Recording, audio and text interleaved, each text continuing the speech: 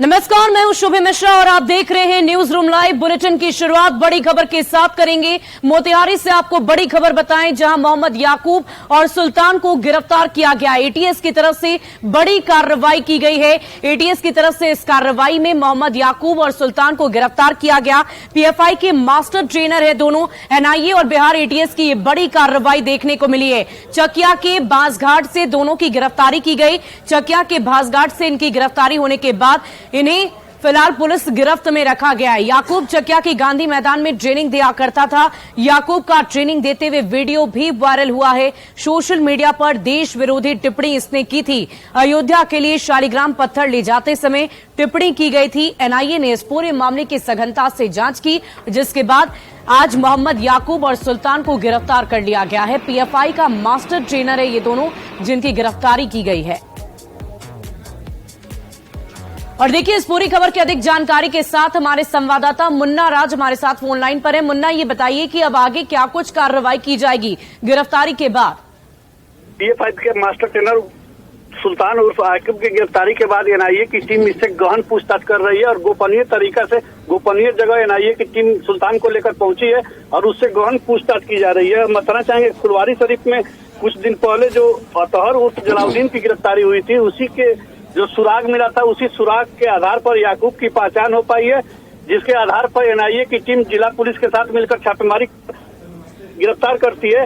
हालांकि पुलिस की पूरी कार्रवाई एनआईए के साथ मिलकर हुई है और एनआईए की टीम गहन पूछताछ करके इस पूरे नेटवर्क को खंगालने की कोशिश कर रही है कि इस पूरे नेटवर्क में और कौन लोग जुड़े हैं। जी, बहुत बहुत शुक्रिया मुन्ना हमारे साथ जुड़ने के लिए। इस पूरी खबर पर आप लगातार नजर बनाए रखें। ये बड़ी जानकारी आपको दे रहे हैं मोतिहारी से बड़ी खबर, जहां एटीएस की तरफ से बड़ी कार्रवाई की गई और 2 ट्रेनरों को गिरफ्तार किया गया है।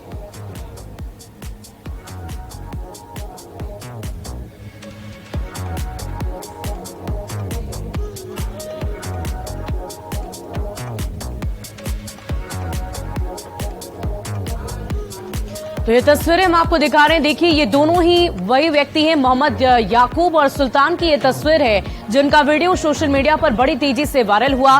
देश विरोधी टिप्पणी इन्होंने की थी, जिसके बाद से इनके खिलाफ कार्रवाई की जा रही थी। बिहार एटीएस की तरफ से ये बड़ी कार्रवाई।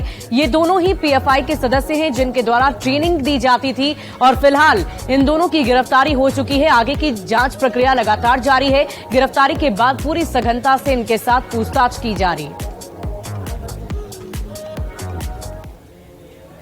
और बड़ी खबर आपको समस्तीपुर से बताएं, जहां एक युवक की संदिग्ध परिस्थिति में मौत हो गई है। घर वालों का कहना है कि जहरीली शराब के सेवन से इसकी जान चली गई है।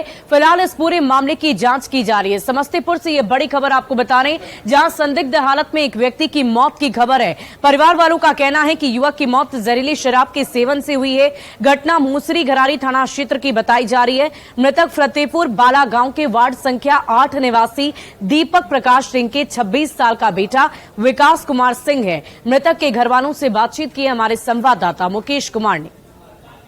समस्तीपुर के मूसरी घरारी थाना क्षेत्र के फतेहपुर के रहने वाले एक शख्स की संदिग्ध परिस्थिति में मौत हो गई और ये उनके परिवार के लोग हैं और हम उनके पिता, जो मृतक है, उनके पिता से जानने की कोशिश करेंगे। क्या घटना हुई है? घटना हुई कि वो मोटिया का काम करता था और शाम के टाइम ताड़ी भी पीता था और मुंहफोड़वा दारू, जो जिसको कहते हैं हम महुआ भला, वो पीता था, पी करके आता था। उसी क्रम में उसका जो है गया है, शाम में 4 बजे गया है और 6 बजे के नमसम आया है। उसके बाद वो उधरे से पी करके आया, मुर्गा लेके आया, घर में दिया मुर्गा भूजने के लिए। बिस्तर पर सोया है और बिस्तर पर सोए हुई रह गया। क्या लगता है जो ये जहरीली शराब के वजह से हुई है? जी, जहरीली शराब की वजह से हुई है। अच्छा, तो परिवारजनों का आरोप है कि जहरीली शराब पीने से मौत हुई है और मूसरी घरारी की पुलिस भी यहाँ है। सर, क्या घटना हुई है? नहीं पता। इनका आरोप है कि जहरीली शराब पीने की वजह से मौत हुई है। अब इनका घर में मौत हुआ, कैसे हुआ, नहीं हुआ, क्या बताओगे? तो पुलिस इस पूरे मामले में कुछ भी नहीं बोल रही है और उनसे जब हमने सवाल किया तो उनके द्वारा जवाब आया नहीं पता है। जहरीली शराब से लगातार मौत हो रही है और एक बार फिर परिजनों का जो आरोप है, समस्तीपुर के मूसरी घरारी थाना क्षेत्र में भी एक बार एक युवक की जान चली गई है। Mukesh Kumar, news 18 network, Samastipur. और एक और बड़ी खबर आपको बेगूसराय से बताएं, जहां प्रेम प्रसंग में एक युवक की जमकर पिटाई कर दी गई। दरअसल 3 बच्चों की मां के साथ एक युवक फरार हो गया और फिर क्या था, महिला के परिजनों ने उस युवक की जमकर पिटाई की। इतना ही नहीं, युवक ने यह भी कहा है कि उसके साथ न सिर्फ मारपीट की गई बल्कि उसके आंख में एसिड भी डाला गया है। आरोपी को कमरे में बंधक बनाकर उसकी पिटाई की गई। युवक के घर वालों का आरोप है कि युवक की आंखों में एसिड डाला गया। मामला गढ़पुरा थाना क्षेत्र के हरकपुर गांव का बताया जाता है कि हरकपुर गांव के रहने वाली राजेंद्र राम के बेटे मुकेश राम 2-3 दिन पहले उपेंद्र यादव की पत्नी सोनाली देवी को भगाकर लेकर चले गए थे, जिसके बाद परिवार वालों और गांव वालों के दबाव में आकर महिला थाना पहुंच गई, लेकिन मुकेश राम सामने नहीं आया। फिर बाद में महिला के ससुराल वालों ने मुकेश राम को पकड़ लिया और घर में हाथ पैर बांधकर उसकी बेरहमी से पिटाई कर दी। फिलहाल पुलिस इस पूरे मामले की तहकीकात में जुटी हुई है।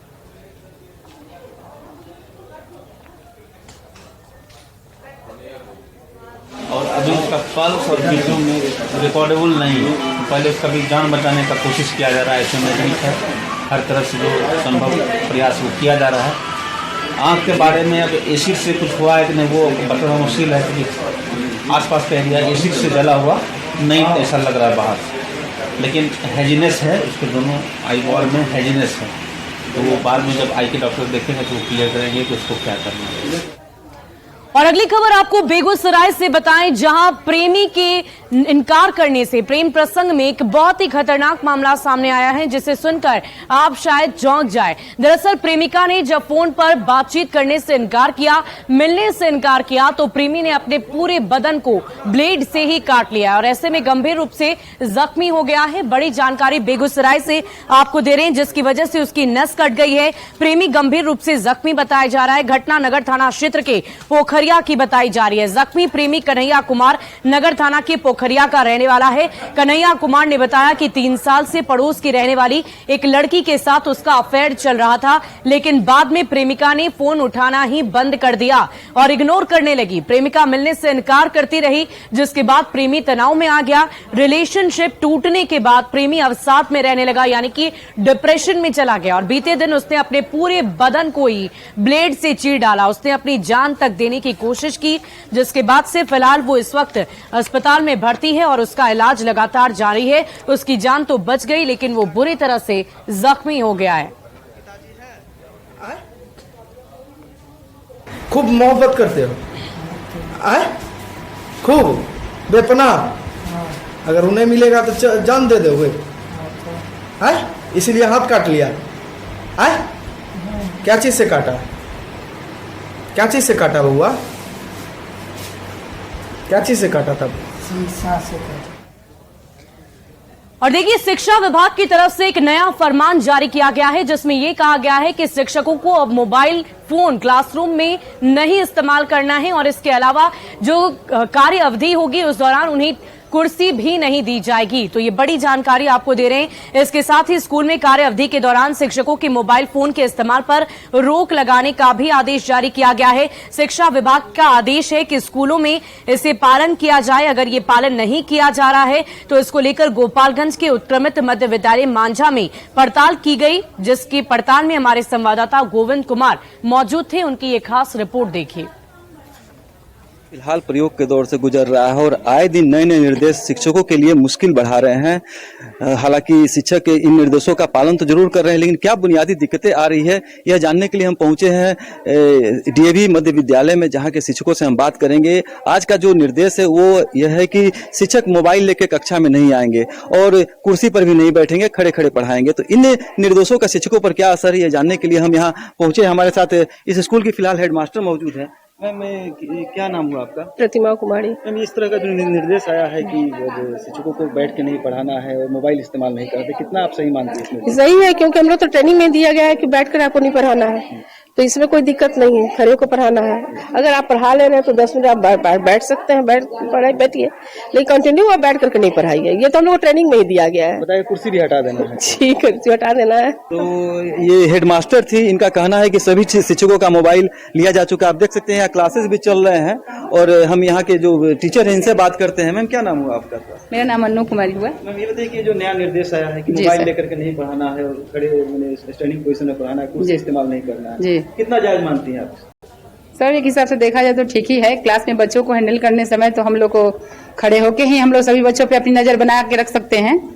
और मोबाइल जहाँ तक बात है सर, वो भी सही बात है कि क्लास से जब निकलने के बाद आपकी आवश्यकता है तो आप मोबाइल देखिए, अदरवाइज मोबाइल की क्लास में आवश्यकता क्या है? शिक्षक है और इनका ये कहना है कि जैसे ही सरकार का ये निर्देश आया है, इन लोगों ने इस निर्देश का पालन करना शुरू कर दिया और आज छपरा की जो कक्षाएं हैं वो भी बिना मोबाइल के ही ली जा रही है। अब कक्षा में जो शिक्षक आ रहे हैं वो बिना मोबाइल के आ रहे हैं, हेडमास्टर के पास जमा कर दे रहे हैं और इसका कहीं ना कहीं असर जो है शिक्षा के बेहतर बनाने में मिलेगा, ऐसा यहाँ के शिक्षकों का मानना है। संतोष गुप्ता, न्यूज़ 18, छपरा। और देखिए, एक खबर हम आपको छपरा से भी बताएं, जहां पर शिक्षा विभाग को लेकर जब ये पूरी जानकारी दी गई कि इस वक्त शिक्षकों को मोबाइल फोन का इस्तेमाल नहीं करना है, इस पर जब जांच प्रक्रिया की गई है तो पूरी जानकारी सामने आई कि कुर्सी पर शिक्षक नहीं बैठेंगे, शिक्षक मोबाइल पर बातचीत नहीं करेंगे। एक अगली खबर आपको पलामू से भी बताएं, जहां करोड़ों रुपए खर्च कर बनाई गई जिंजोई सिंचाई योजना का लोगों को लाभ नहीं मिल पा रहा है। हाल के दिनों में कैनाल बनाने के नाम पर भी 45 करोड़ रुपए खर्च किए गए, लेकिन इसका कोई फायदा नहीं हुआ। दरअसल पाटन प्रखंड के टंडवा गांव में करोड़ों रुपए खर्च कर 1949 में सिंचाई विभाग ने जिंजोई सिंचाई योजना के तहत डैम का निर्माण किया था, जबकि 45 करोड़ की लागत से कैनाल का पक्कीकरण किया गया ताकि इस योजना से किसानों को लाभ मिल सके, लेकिन ये योजना हाथी का दांत साबित हो रही है। जायजा लिया संवाददाता नीलकमल। जिले के पाटन प्रखंड के टंडवा गांव में मैं यहाँ पे एक सिंचाई योजना है, जिंजोई सिंचाई योजना है, यहाँ पे जो डैम बना हुआ है उसकी तस्वीर मैं दिखाने की कोशिश कर रहा हूँ। ये पाटन प्रखंड के जिंजोई सिंचाई योजना है, टंडवा गांव में ये बना हुआ है डैम, लेकिन पिछले 2 सालों से बारिश नहीं होने की वजह से प्रॉपर वे में इसका लाभ लोगों को नहीं मिल रहा है। और इतना ही नहीं, कई करोड़ इसके कैनाल में पैसा खर्च किए गए हैं, लेकिन उसका भी लाभ यहाँ के किसानों को नहीं मिल रहा है। यहाँ पे पाटन के किसान यहाँ पे इकट्ठे हुए हैं, हम इनसे जानने की कोशिश करेंगे कि ये योजना से कितना लाभ अभी तक किसानों को मिला है और क्या हालात अभी वर्तमान में यहाँ पे देख रेख के लिए कोई स्टाफे नहीं है, सरकारी आदमी टड़वा के पब्लिक लोग तनी मनी देख रेख करते हैं कि कुछ सामान बचल है और बाकी तो उधर ऊपर वाला सब उजाड़ पजाड़ के ले गया है। टड़वा में कोई लाभ ही नहीं है सर, दिया तो रनहार हुआ है हम इनके, इस सिंचाई से कोई मतलब हम इनके नहीं है। हाँ, अब 2 साल से तो सर पानी आई नहीं रहा है, तो इसी सुखाड़ पड़ा है। यहाँ 10 साल से वो स्थिति हुआ है जब से बना, हम लोग भी अफसोस में है। अपना जमीन तो पूरा चला गया, उसको मुआवजा मिला न मिला आप तो पूर्वज जानेंगे, लेकिन कहा गया है कि दिया तले अंधेरा, यहाँ बिल्कुल अंधेरा, इससे कोई लाभ नहीं है। यहाँ पे सिंचाई योजना तो है, ये जिंजोई सिंचाई योजना, मगर इस गांव के किसानों को इसका लाभ नहीं मिल पाता है। नीलकमल, न्यूज़ 18, पलामू। और खबर हजारीबाग से, जहां नगर निगम के आगे महज 500 मीटर की दूरी पर जहां पर मीठा तालाब है, वहां पर गंदगी का अंबार लगा हुआ है और ऐसे में लोगों को काफी समस्याओं का सामना करना पड़ता है। आए दिन वहां से प्रदूषण फैलता है, जिसकी वजह से लोग बीमार पड़ते हैं। इस पूरी जानकारी दे रहे हैं इस खबर पर संवाददाता सुशांत सोनी। नगर निगम और शहर के जो क्षेत्र हैं उसको स्वच्छ रखने के लिए नगर निगम के अधिकारी एवं कर्मी हमेशा प्रयास करते रहते हैं कि हमारा जो यह क्षेत्र है वह स्वच्छ रहे, लेकिन हम नगर निगम कार्यालय के महज 500 मीटर की दूरी पर हैं। आप देख रहे होंगे कि तस्वीर जो है इसके जस्ट बगल में एक महाविद्यालय का संचालन किया जाता है, दूसरी तरफ जो है एक प्राचीन बुढ़वा महादेव मंदिर भी है, लेकिन हम इसके बगल के ही जो समीप की हम तालाब है इसकी बात कर रहे हैं। इसकी तालाब में जो गंदगी है, गंदगी को आप देखकर अनुमान लगा सकते हैं कि पानी जो है कितनी दूषित हो चुकी है। सीधे हम यहाँ के स्थानीय से ही हम बात करेंगे। क्या कुछ है सावन के पवित्र महीने में आपने जो दिखा रहे हैं, सही मायने में हजारीबाग के नगर आयुक्त और नगर पालिका कुंभकर्णी निद्रा में सोई हुई है। देश के गौरवशाली प्रधानमंत्री का संदेश है कि स्वच्छ भारत का निर्माण करें, स्वच्छता का ख्याल रखें, लेकिन आज देख रहे गंदगी का अंबार भरा हुआ है, चारों तरफ पेड़ उगे हुए हैं। बहुत गंदगी है सर, बहुत तकलीफ होता है हम लोग का, बहुत इतना गंदगी है कि हम लोग धो नहीं सकते, क्या करें। कौन गंदगी फैला के जाते हैं? लोग यहाँ आकर फेंकते हैं, सब फेंकते हैं। नगर निगम के कर्मी के द्वारा साफ सफाई नहीं किया जाता? नहीं, जरा मेरा साफ करते हैं, खत्म करते हैं, जरा मेरा साफ करते हैं, चल जाते हैं। पानी भी काफी गंदा लगा। हाँ, काफी पानी गंदा है। ऐसे में कम से कम जिला प्रशासन को इस और नजर इनायत करनी चाहिए ताकि जो शहर हजारीबाग शहर स्वच्छ माना जाता था वह बरकरार रहे और इस तालाब की साफ सफाई हो ताकि लोग जो है शाम सुबह आए, बैठे और समय जो है व्यतीत करें। सुशांत सोनी, न्यूज़ 18 हजारीबाग। और अगली खबर आपको पश्चिमी सिंहभूम से बताएं, जहां कीरी बुरू में हाथियों का उत्पात जमकर देखने को मिल रहा है। दरअसल आबादी वाले क्षेत्रों में भी ये हाथियों का झुंड पहुंच जाता है, जिससे लोग काफी दहशत में हैं और वन विभाग से इसकी शिकायत भी की गई है। लोगों से सतर्क रहने की अपील की जा रही है। आपको बता दें कि बीती रात को हाथियों का ये झुंड कीरी बुरू बाड़ा जामदा मुख्य मार्ग पर ओम शांति स्थल मंदिर के पास पहुंच आया। सड़क से गुजर रहे कुछ लोगों की नजर जब हाथियों पर पड़ी तो वो गाड़ी को तेज गति से चलाकर वहां से भाग निकले। क्षेत्र में हाथियों के भ्रमण से लोग दहशत और परेशानी में हैं। साथ ही वन विभाग से हाथियों को भगाने की अपील की जा रही है।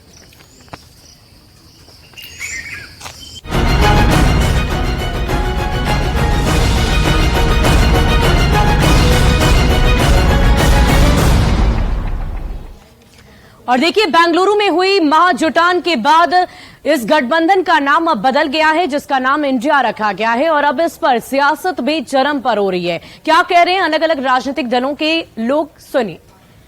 भारत के लूटने वाले लोग कभी ईस्ट इंडिया कंपनी का नाम रखते थे। सभी भारतीय जानते हैं कि ये इंडिया जो है लूटने वाले गैंग का नाम है। और भारतीय जनता पार्टी हम भारत के संस्कृति, भारत के प्रवृत्ति के ओतप्रोत हैं। हम वंदे मातरम कहने वाले हैं, भारत माँ के जय कहने वाले हैं। स्वाभाविक रूप से जो है इंडिया नाम रखा गया गठबंधन का, विपक्षी दलों का, यह जो है भारी पड़ेगा।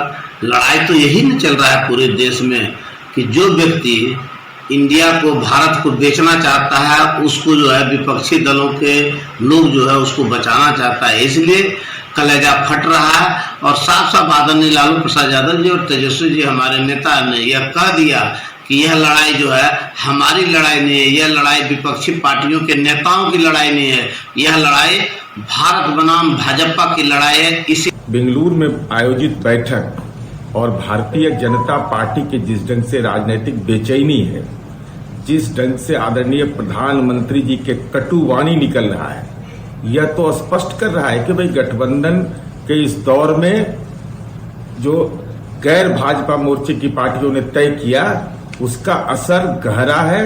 जख्म भी आदरणीय मोदी जी पर राजनीतिक जख्म भी गहरा पड़ा है। कांग्रेस सहित 26 दलों का जो गठबंधन बना है इंडिया, वो पहली लड़ाई में ही अपनी जीत हासिल कर ली। इतना बढ़िया सार्थक नाम रखा गया है कि अब संघ परिवार चाहकर भी इंडिया का विरोध नहीं कर सकता, और करेगा तो उसकी खुद की भद्द पिटी जाएगी। और बेंगलुरु में हुई विपक्षी दलों के महाजुटान के बाद, इस बैठक के बाद अब सियासत भी चरम पर हो रही है और इसी को लेकर सुशील मोदी ने भी तंज कसा है। ट्वीट करते हुए ये लिखा है कि क्या वाकई नीतीश कुमार और लालू यादव इस बैठक से नाराज हैं, क्योंकि इसके बाद जो प्रेस कॉन्फ्रेंस हुई उसमें वो दोनों ही मौजूद नहीं थे। नीतीश कुमार को ये उम्मीद थी कि उनको कन्वीनर घोषित किया जाएगा, उनको लग रहा था कि उनको चेहरा भी घोषित किया जा सकता है, इसी से नाराज होकर निकल आए। नहीं तो चार्टर प्लेन से गए थे, 2 घंटे बाद भी प्लेन उड़ सकता था, ये कोई कॉमर्शियल फ्लाइट तो थी नहीं कि आपका इंतजार कर रही है 6:05 में फ्लाइट उड़ेगी। और देखिए, प्रेस कॉन्फ्रेंस जो होती है वो बैठक का ही हिस्सा, वो कोई अलग चीज़ नहीं है। अब पिछले बार अरविंद केजरीवाल छोड़कर चले गए, इस बार लालू यादव नीतीश को छोड़ के चले गए, तो हम लोग को जो आशंका है कि एक तो उनको वो सम्मान नहीं मिला वहाँ बैठक में, उनको वो महत्व नहीं मिला, जो वहाँ पोस्टर बैनर लगे थे उसमें कहीं नीतीश कुमार का नामो निशान नहीं था, लालू यादव का कहीं नामो निशान नहीं था, उल्टे खिलाफ में ही कुछ पोस्टर ज़्यादा लगे हुए थे। और देखिए इसी बीच सीमा हैदर को लेकर बहुत बड़ी खबर आपको बता दें। सीमा हैदर बिहार के समस्तीपुर जिले से रास्ते होकर वहीं से भारत में उन्होंने प्रवेश किया था। सूत्रों के हवाले से ये बड़ी जानकारी आपको दे रहे हैं। सीमा हैदर को लेकर ये बड़ी खबर, सीतामढ़ी के रास्ते वो भारत आई थी। पाकिस्तानी मूल की रहने वाली सीमा हैदर नेपाल से बिहार और उसके बाद उत्तर प्रदेश में दाखिल हुई थी। सीमा हैदर और उसके पति से पूछताछ के दौरान ये बात सामने आ गई है। ये खबर पुलिस विभाग के सूत्रों के अनुसार है। और देखिए इस पूरी खबर की अधिक जानकारी के साथ हमारे संवाददाता शंकर आनंद हमारे साथ फोन लाइन पर हैं। शंकर, क्या कुछ जानकारी है आज जब पूछताछ की गई सीमा हैदर से, तो और क्या क्या जानकारी सामने आई है?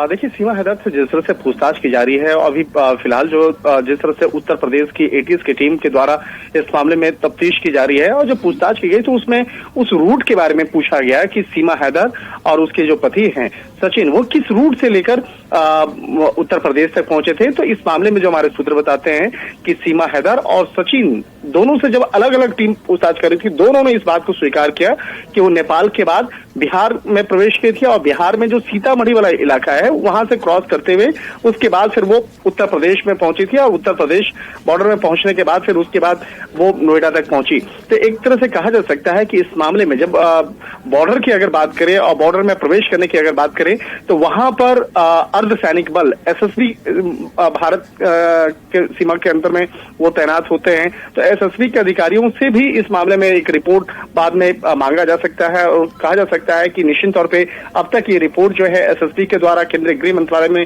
भेजा भी जा चुका होगा, क्योंकि सीमा हैदर का जो मसला है बेहद महत्वपूर्ण हो चुका है पिछले कुछ दिनों से।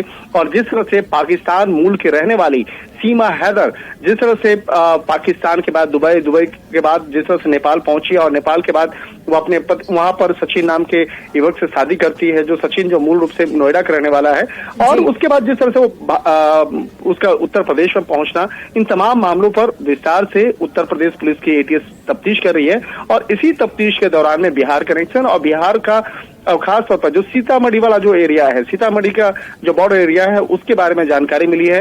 लेकिन अब जांच एजेंसी ये भी पता कर रही है, जो उत्तर प्रदेश की एटीएस से ये भी जांच कर रही है कि क्या इस मामले में वहां पर कोई और भी ऐसा शख्स था जो सीमा को मदद किया था, सीमा और सचिन को बॉर्डर के अंदर प्रवेश करवाने में किसी की भूमिका रही है। तो हालांकि अभी तक ये इस मामले पर कोई विशेष जानकारी नहीं मिल पाई है, लेकिन जांच करने वाले जो टीम है उसके द्वारा पूछताछ जरूर किया जा रहा है और इस मामले में हो सकता है कि जल्द ही कोई एक टीम को उसी बॉर्डर इलाके में भेजा जाए और वहां भेजने के बाद उन तमाम सबूतों को इकट्ठे करने का भी प्रयास किया जाएगा। बहुत बहुत शुक्रिया शंकर आनंद हमारे साथ जुड़ने के लिए। इस पूरी खबर पर आप लगातार नजर बनाए रखें। तो बड़ी खबर आपको सीमा हैदर को लेकर बता रहे थे। सूत्रों के हवाले से ये बड़ी जानकारी है कि सीतामढ़ी के रास्ते वो भारत में दाखिल हुई थी, बिहार के भी रास्ते उसने दाखिल करने की कोशिश की खुद को। और देखिए इस पूरे मामले को लेकर फिलहाल लगातार जांच प्रक्रिया जारी है। सीमा हैदर से लगातार पूछताछ की जा रही है। और फिलहाल इस बुलेटिन में अभी के लिए बस इतना ही, लेकिन न्यूज़ 18 बिहार झारखंड पर खबरों का सिलसिला लगातार जारी है।